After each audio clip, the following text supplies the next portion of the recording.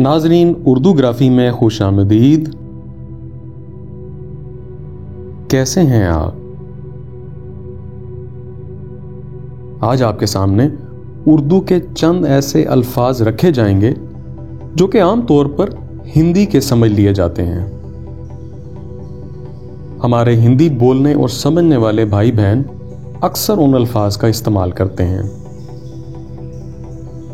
इसको मजीद इंटरेस्टिंग बनाने के लिए हम वो अल्फाज एक क्विज की शक्ल में आपके सामने रखेंगे। आपको कमेंट्स में उनके मुतबादिल सही हिंदी लफ्ज बताना है। इस खेल में मजा आएगा, लेकिन उससे पहले अगर आपने हमारे चैनल को सब्सक्राइब नहीं किया तो अभी कर लीजिएगा और बेल के आइकॉन पर क्लिक कर दीजिए ताकि आने वाली वीडियोस की इत्तला आपको बर वक्त मिल सके।